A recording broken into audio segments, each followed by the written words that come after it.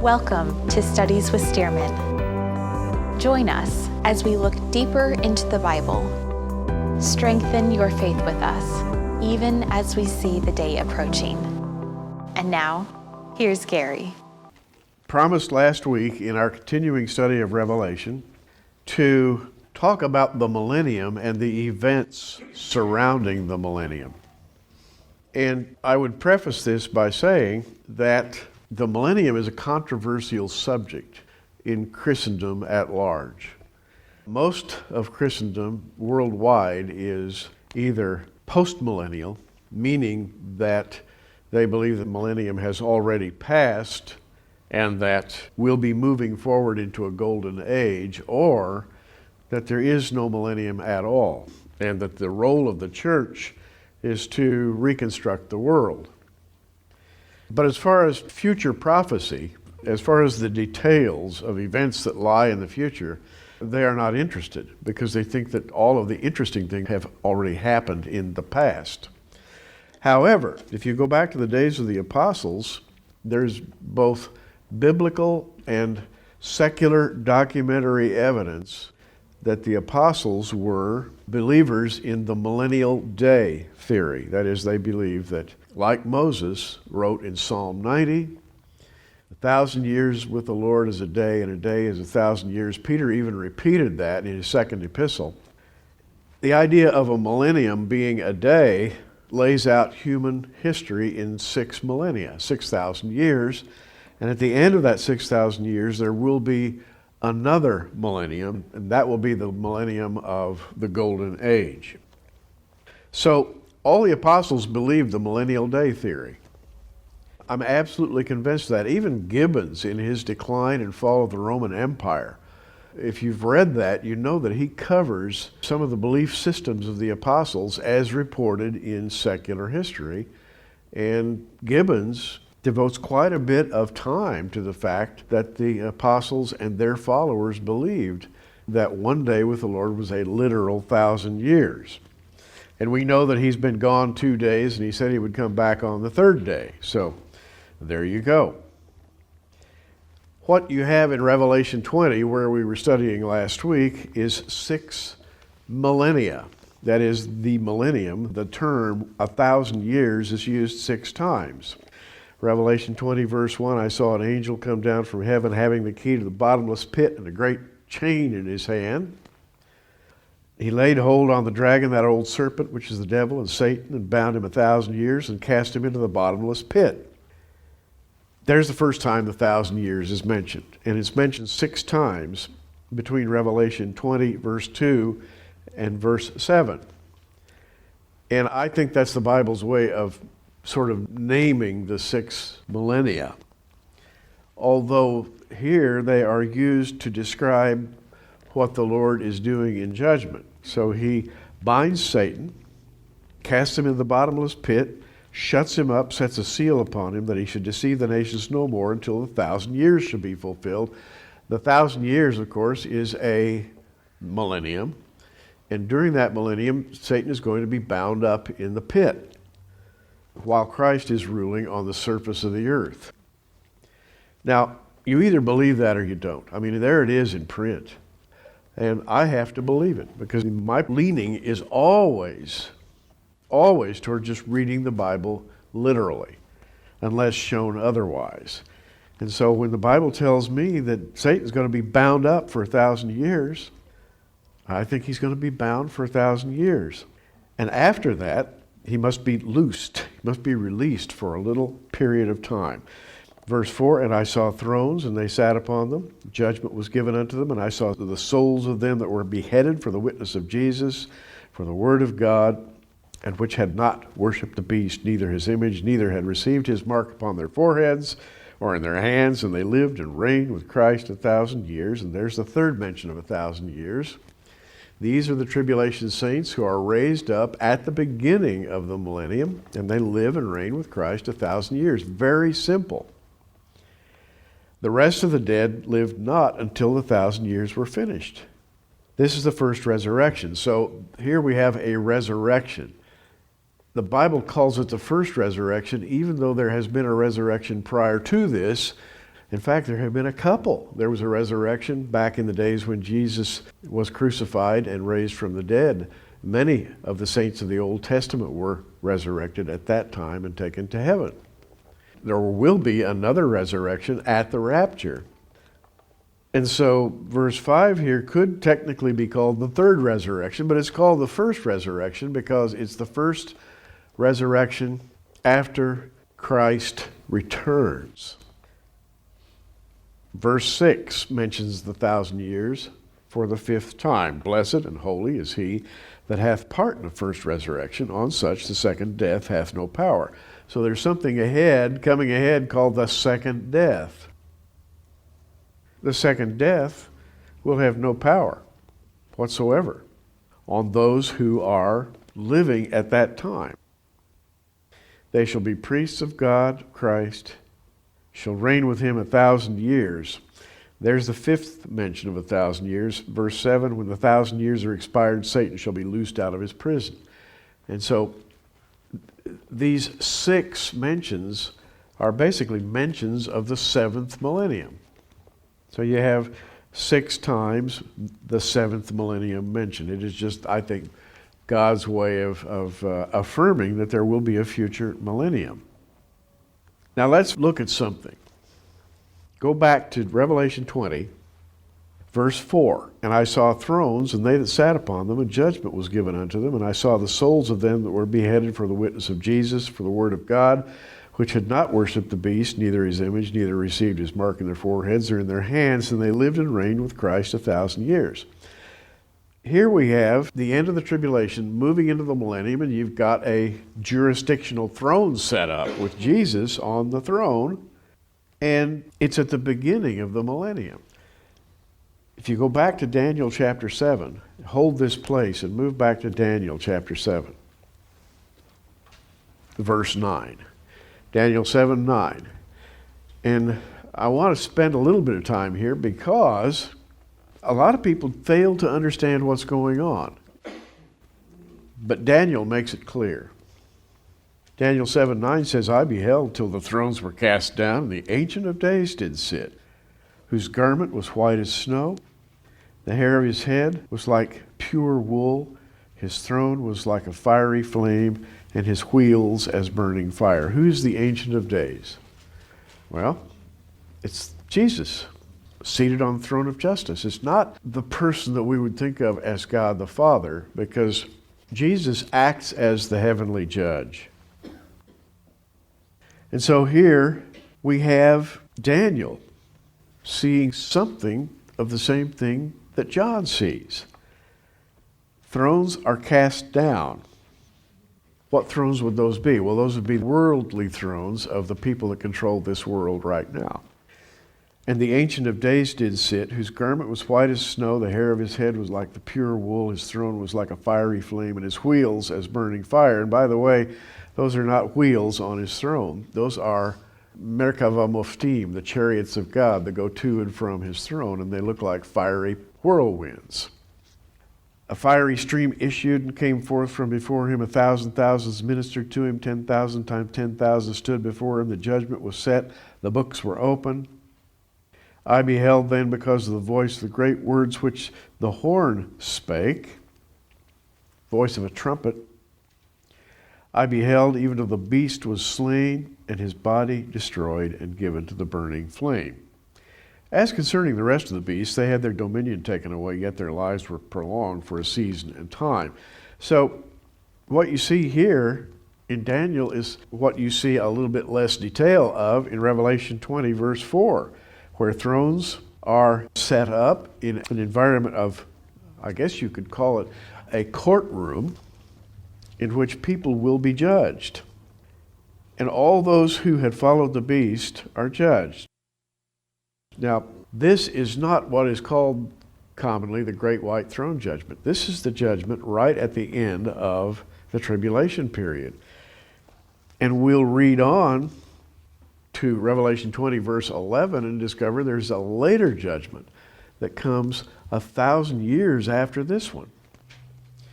So the judgment mentioned by Daniel and John in Revelation is the judgment at the end of the tribulation.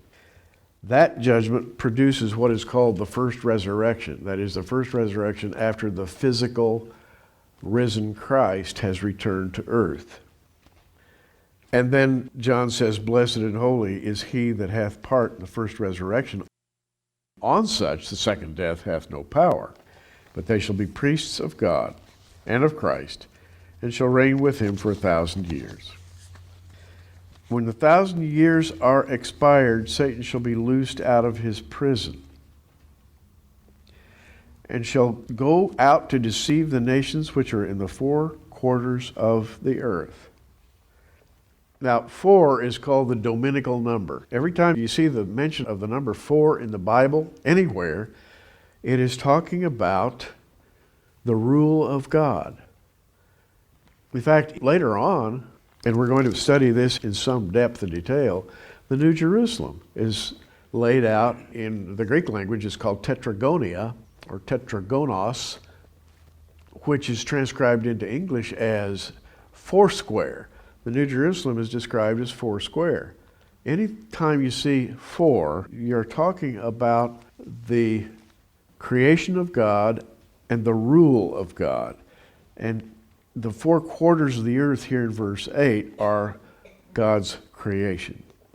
But notice, "and shall go out to receive the nations which are in the 4 quarters of the earth, Gog and Magog, to gather them together to battle, the number of whom is as the sand of the sea." This comes after the 1,000-year millennium. It's amazing how compact the Bible narrative is. When you read about something in the Bible and then tell somebody else about it, it sounds like you're talking about 200 pages. And you're talking about 4 verses.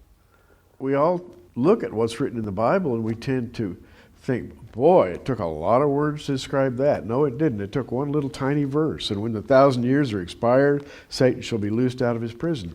Boom, that's it. Want more detail? So do I. But it's one verse. And then he goes out to deceive the nations which are in the 4 quarters of the earth. And these nations are called Gog and Magog, which I think is very interesting. And I promised last week that we would talk about Gog and Magog. To begin with, if you look in a Hebrew dictionary, you will see that the word Gog, and bear with me because this is interesting. You can tell your friends about this and they'll say, "Oh, I didn't know that." They'll think you're a brilliant Bible scholar. The word Gog in Hebrew means roof. That's it. A roof. We have a Gog up here. And the word Magog means an extended roof, because when you put the mem prefix on the beginning of any Hebrew word, it becomes a preposition. M means from. So if you say Gog, Magog, it means Gog, and from Gog, or an extension. And you say, well, that's interesting, but what does it mean? And by the way, where's the most famous use of the term Gog and Magog? And everybody knows about this. The muftis of Jerusalem, the imams of Tehran, I mean, everybody knows about Gog and Magog. Everybody. The Arabs have their own version of it. There are secular explanations of Gog and Magog. And when we think of Gog and Magog, we think of Ezekiel 38, right? Ezekiel 38 says, "And the word of the Lord came to me, saying, Son of man, set thy face against Gog, the land of Magog." Well, everybody's figured out by now that that's speaking of Russia. And it almost certainly is speaking of Russia, but why Russia? What is Russia anyway?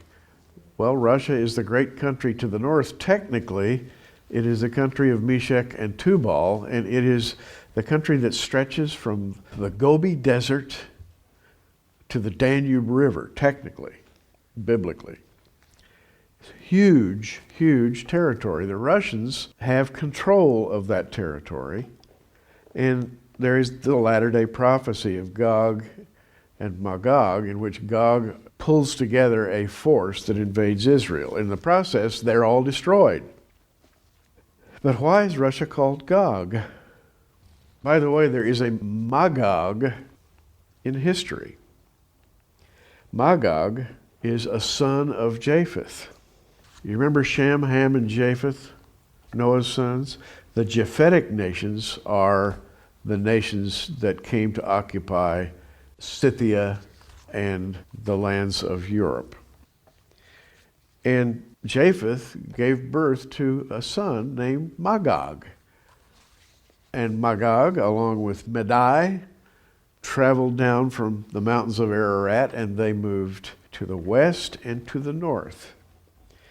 And so Magog's nations are the nations roughly associated with modern Russia and Eastern Europe. The expression Gog and Magog points, though, to something else, because Gog means covering, and Magog means an extended covering, or it means roof and roof extension in Hebrew. Think of a cover, and that's what the Bible wants you to think about. Gog and Magog are a covering, or, to use modern English, a cover-up. The expression Gog and Magog points to the extent of the work of deception reaching the extremities of the earth in the latter days. And there is a similarity between the invasion described in Ezekiel 38, 1 through 39, which occurs prior to the Great Tribulation, and the work of deception following the millennium. They are the same kind of work. And so in Revelation 20, verse 8, it says, Satan is going to be loosed out of his prison, and he'll go forth to deceive the nations which are in the four quarters of the earth, comma, Gog and Magog.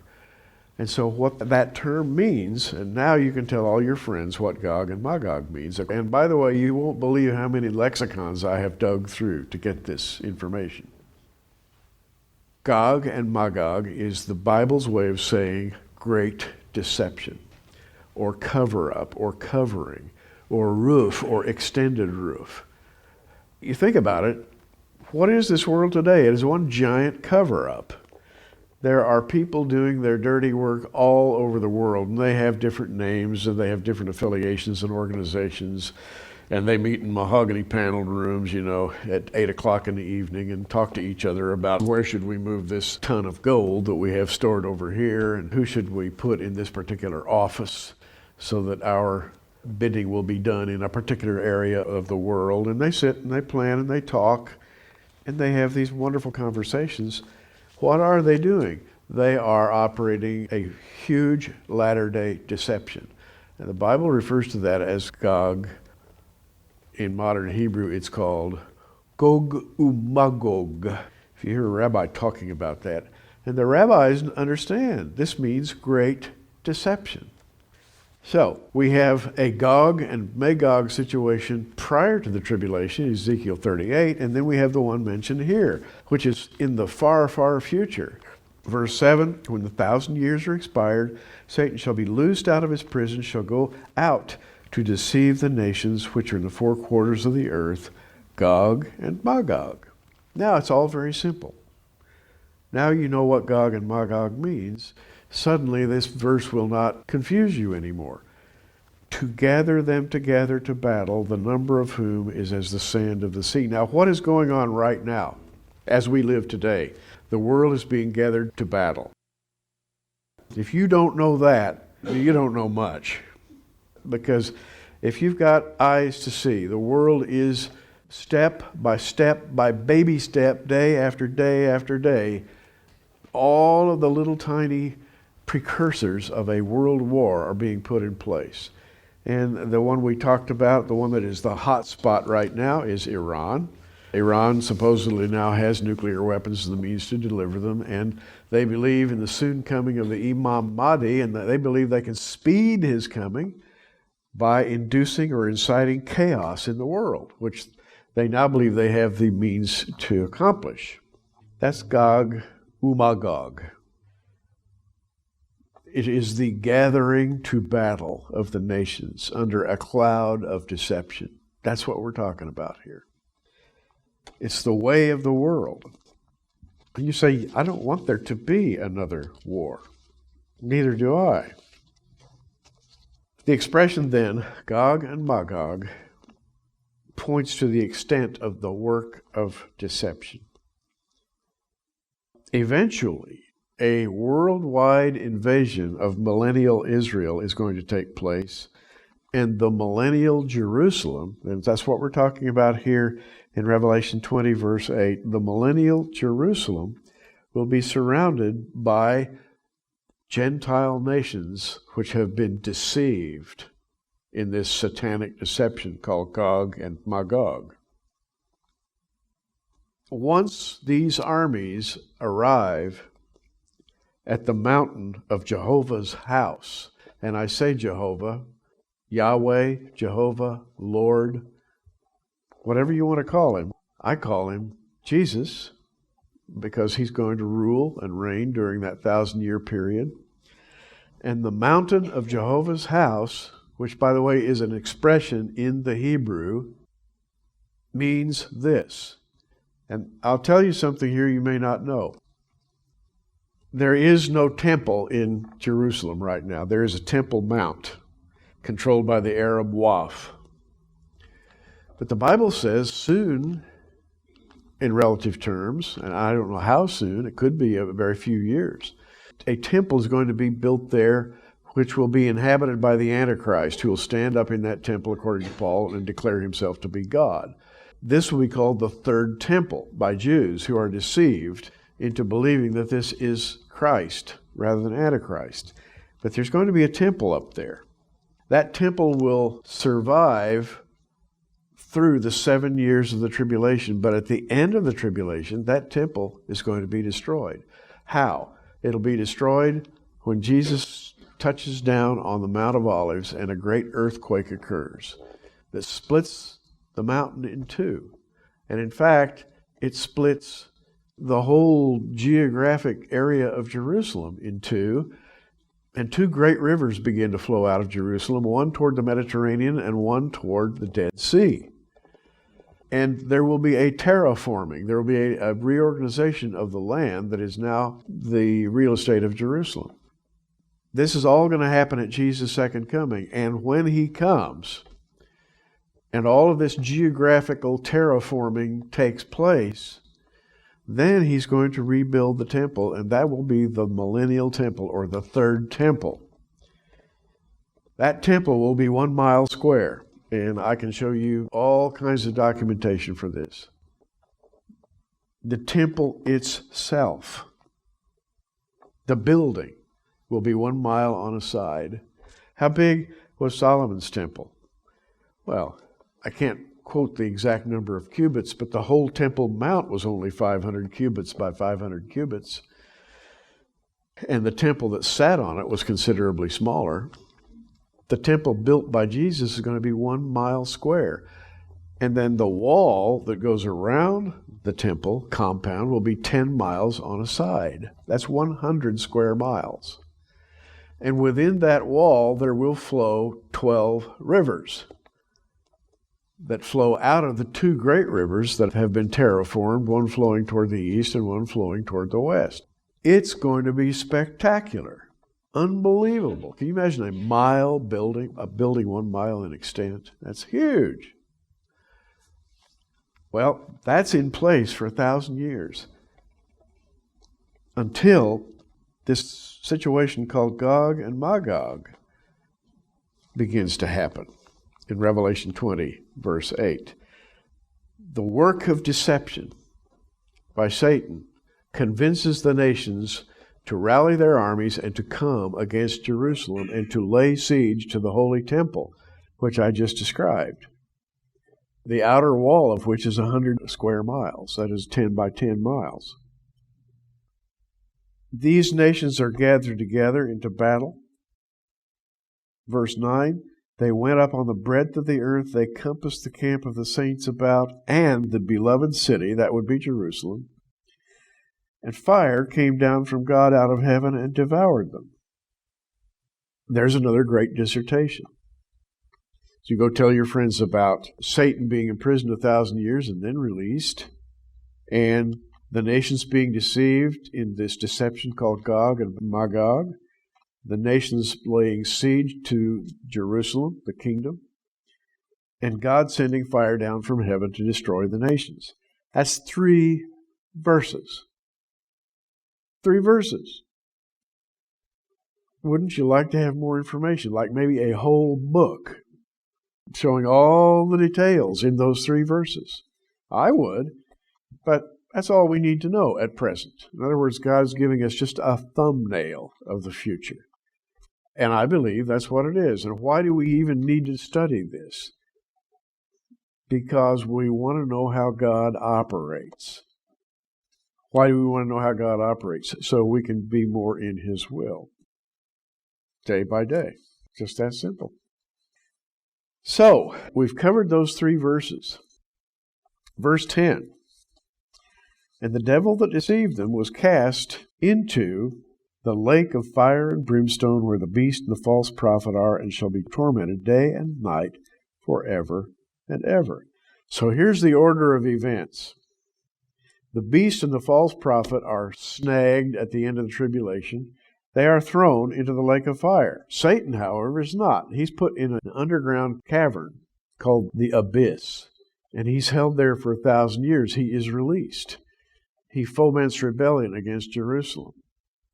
God destroys him and his armies, and in the end, at the end of the 1,000 years after he's released, he is then thrown into the same lake of fire where the beast and the false prophet are, and they will be tormented there forever and ever.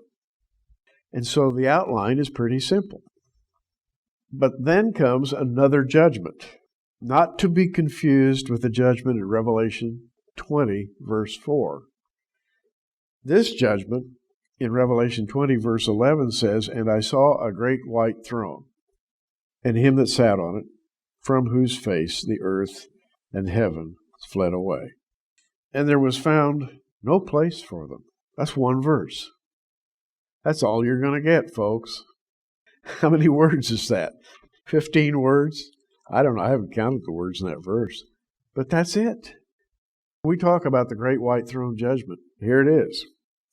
I saw a great white throne, and him that sat on it, from whose face the earth and the heaven fled away. There was found no place for them. In other words, this throne of judgment is put in place somehow. Seated upon that throne is the risen Christ, I am convinced, because it is always Jesus who operates as judge. It is never God the Father. God the Father has not ever operated as a judge. In the Old Testament, He's Jehovah. In the New Testament, He's Jesus, or He is the risen Christ. And here He is seen on the great white throne at the end of the millennium in a final judgment. And I saw the dead, small and great, stand before God. And the books were opened, and another book was opened, which is the book of life. And of course, we refer to that as the Lamb's book of life. The book of life. The books are opened twice. Once at the commencement of the kingdom age, and here at the great white throne judgment at the end of the kingdom age. Beginning of the 1,000 years, the books are open. End of the 1,000 years, the books are opened. But note that the earth and the heaven are gone. Isn't that fascinating? There's this white throne, and from the face of the one seated on the throne, the earth and the heaven fled away. That shows you that there is something going on here that is huge. We tend to think of the heavens, you look at the Hubble Space Telescope pictures and so forth, as being the be-all and the end-all of everything. That, man, there's just nothing bigger than galaxies and star clouds and all of this vastness and the Big Bang and all of these things. Guess what's bigger than that? The face of the one who sits on the throne. He's seated on the throne, and all of this stuff flees away. The earth and the heaven. There's found no place for them. And now we're getting down to brass tacks. And I saw the dead, small and great, stand before God. There is going to be that day. Judgment Day. Do you realize how blessed we are not to have to go through Judgment Day? As Bible-believing Christians, we're not going to have to stand under the hot lights of judgment. By grace, you're saved. You have been exempted from judgment. Other people will be judged, and that's going to be terrible, a frightening thing to go through. The books are opened. Another book was opened, which is the book of life. The dead were judged out of those things which were written in the books according to their works. Where do you store memory? Well, it's easy, in the brain, right? But one of these days you're going to die, and your brain will just turn to dust. Where will those memories be stored? The Bible says, in the book. It's in the book. Everything, every detail of everything you've done is being written in a book. And furthermore, your memories are not as evaporative as you might think. I'm of the opinion that the brain is not the true storage place for memory. It is the spirit of man. And it's immortal. And when you live on after death, your memories live with you. But the point is that there are also books. The dead are judged out of those things which are written in the books according to their works. Now, every year, the Jews, on the festival of Rosh Hashanah, Tishri the first, what do? They blow the trumpet, right? And they go around. In the days prior to Tishri the first, or Rosh Hashanah, they go around greeting each other, Shana Tova, Shana Tova, may you have a good year. And they wave at each other and they say, Shana Tova Tikatevu, may you be inscribed for a good year in the book. And if you say, Shana Tova Tikatevu, the other person says, Gam Lamar, same to you. Or they might say, Lashana Tova Tikatevu V'Techantenu. May you be inscribed and sealed for a good life forever. So that's what the Jews think of as Rosh Hashanah, which they celebrate every year. What are they talking about? They're talking about being written in the book of life. What is Rosh Hashanah? Rosh Hashanah is Judgment Day, the days of awe. It commemorates the coming out of Egypt, moving into the Holy Land, the blowing of the trumpet. There are 100 trumpet blasts blown on Rosh Hashanah. Tekiah Shevrim Teruah, 100 blasts. You know, in the first blast, Tekiah is supposed to sound like a wailing cry. Wow! The second blasts are called Shevrim, and they're a warbling call on the trumpet. It's supposed to sound like crying. And the third set of blasts are called Teruah, and they go pap, pap, pap, pap, pap, pap, pap, pap. And there is a pattern of trumpet blasts that you blast on Rosh Hashanah. A good shofar player should be able to strike terror into the hearts of a Jewish congregation. So it is written. That's the whole idea. Terror. Why? Because God is going to step forth and judge you and either write your name in the book of life or not. That's a scary deal. Particularly if you don't have someone to go forward in your place and speak for you. I have a representative. He is actually one of the best lawyers in the universe. And he's my own personal private lawyer. Name's Jesus. And he's going to go before the Father and plead my case. And I don't have to worry. I got a good lawyer. I'm serious. But if you don't have Jesus, it's time to lawyer up. Know what I'm saying? This is what is being spoken of here in the Great White Throne Judgment. It's serious business. Judgment Day is coming.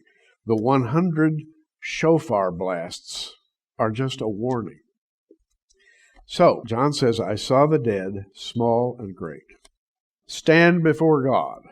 And the books were opened, and another book was opened, which is the book of life. We are written in that book of life. It's called the Lamb's Book of Life. To be written in that book is to have your entire life written in the book and your entire genetic code, may I say. Since Francis Crick and Dr. Watson worked together in the early 1950s to develop the theories of human DNA, there has been this mad rush to discover the complete genome signature of the human being. And they finally got it a few years ago. They put it in a book called the Book of Life.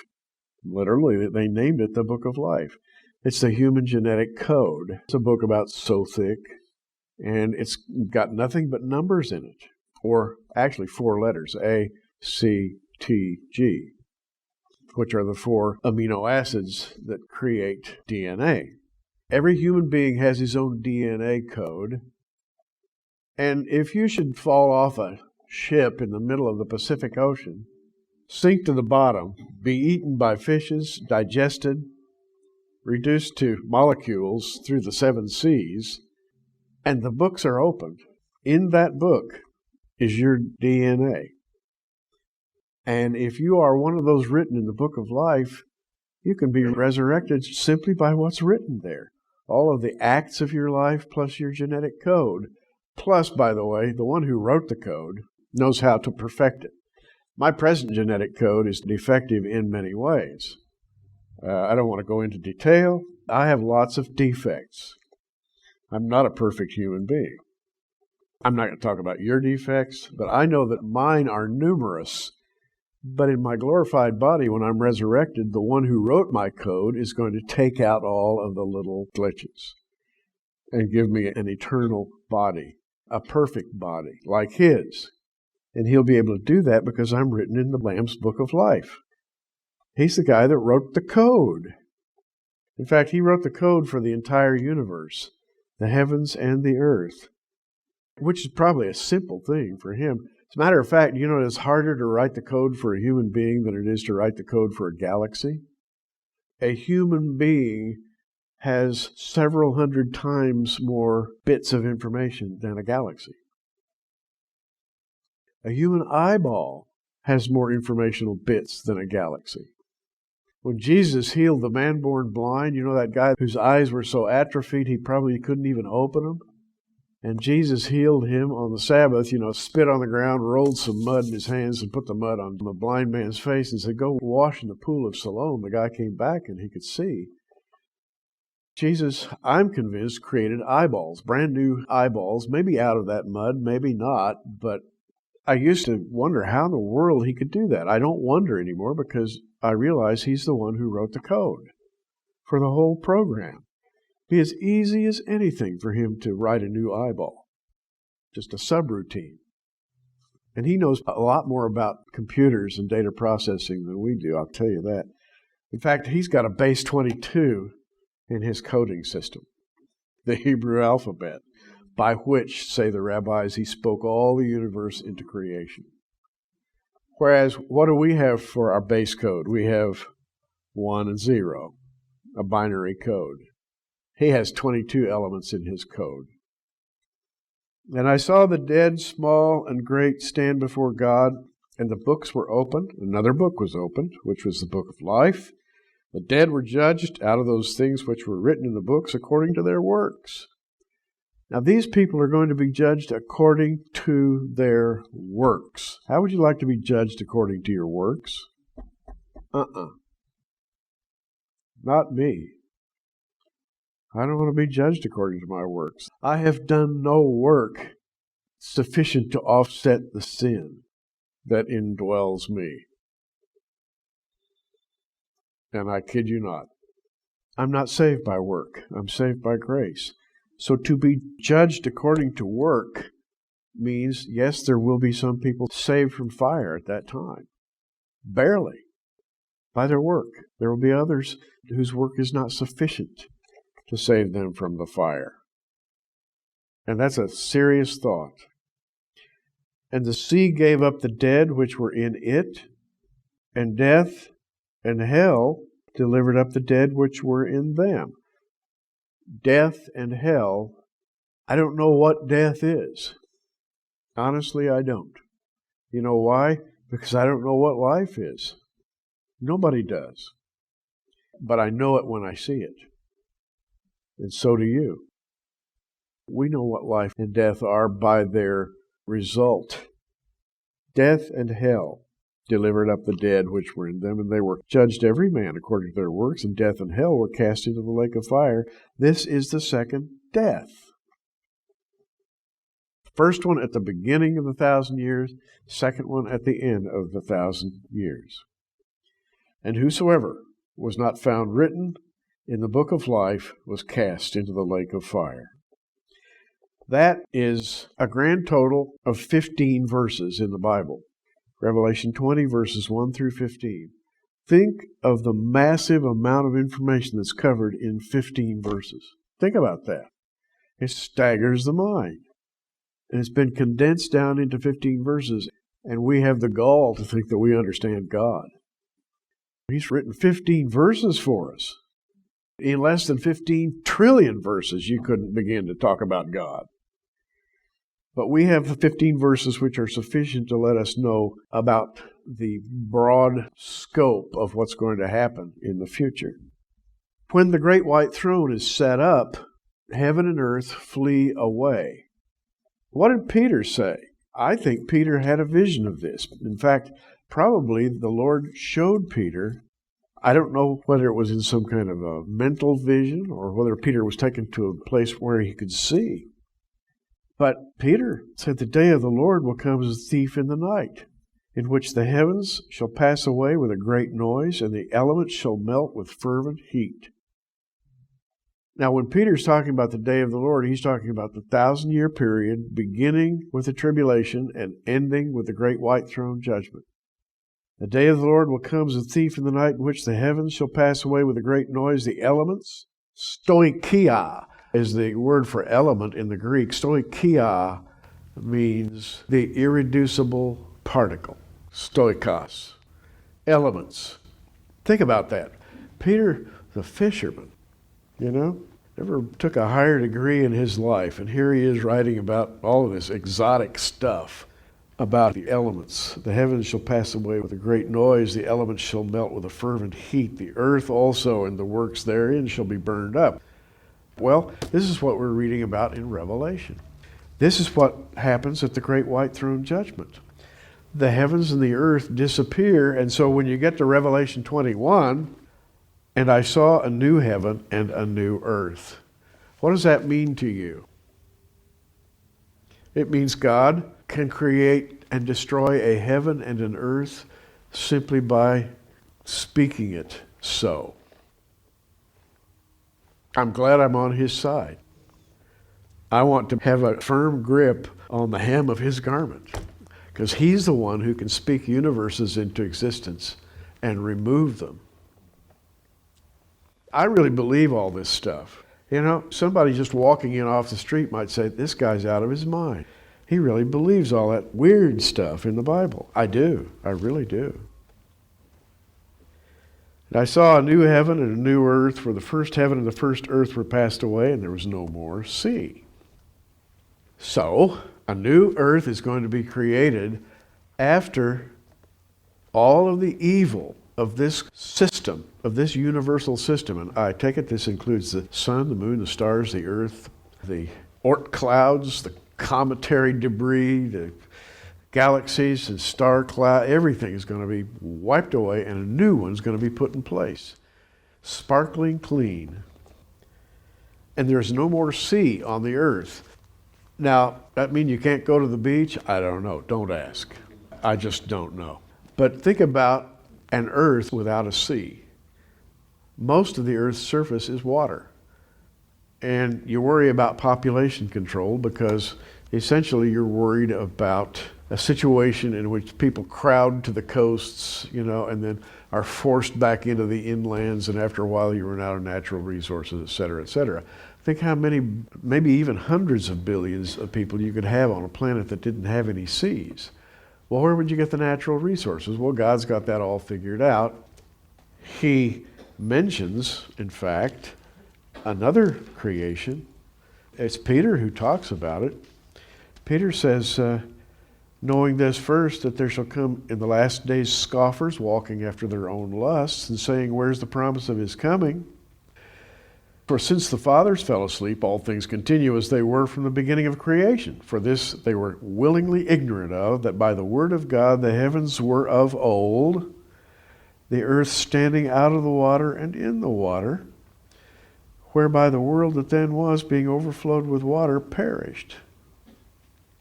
There was a beautiful environment created by God, and it perished.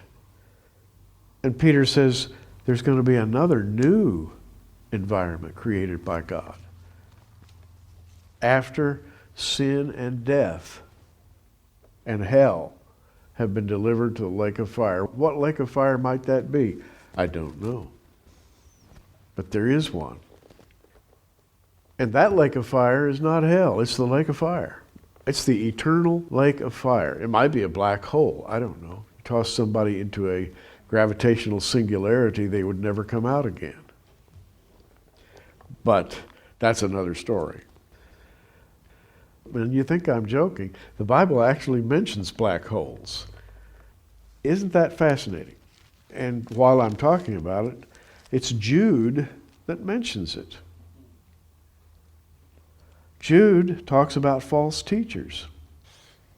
And he says they're like raging waves of the sea, foaming out their own shame.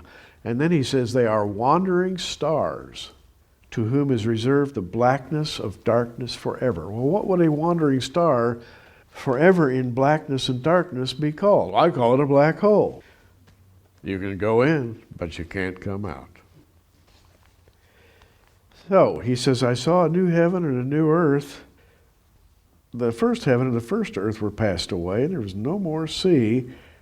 And I, John, saw the holy city, the New Jerusalem, coming down from God out of heaven, prepared as a bride adorned for her husband. The New Jerusalem arrives in the new heaven and new earth, period. It does not arrive during the millennium. And I heard a great voice out of heaven saying, behold, the tabernacle of God is with men, and he shall dwell with them, and they shall be his people, and God himself shall be with them and be their God. We're going to talk about the New Jerusalem, which is described as being 4 square. Isn't that interesting? That is interesting. Why would the New Jerusalem be described as being 4 square? When it comes to regular polygons, you got your tetrahedron, 4 sides, cube, 6 sides, octahedron, 8 sides, dodecahedron, 12 sides, the icosahedron, 20 sides. Those are called the Platonic solids. The Greeks used to wonder about those solids and what was the meaning of all those solids. And you can dream up these phenomenal regular polygons, but when the New Jerusalem comes down from heaven, it's not described as one of those fancy polygons at all. It's described as being 4 square. Why would it be called 4 square? Well, we just talked about that earlier when we talked about the number 4 in Scripture. The number 4 in Scripture deals with the creation, and specifically the dominical creation, the creation that is fabricated by God for his glory and for his rule. And the New Jerusalem, amazingly enough, follows this 4 square pattern. And it's called in the New Testament a tetragon. Now, next week, we're going to talk all about the New Jerusalem, and we're going to try to figure out what shape and size it is and when it comes and what all the Bible has to say about it. But here's the important thing. You've got a room reserved there. And it has something better than a jacuzzi. I guarantee it. It has something better than your own view of the ocean. That place is going to be beyond your wildest dreams, and you've got a room reserved there throughout eternity because of the grace of God. And isn't it wonderful to revel in some of the good things that we're going to be experiencing in the future?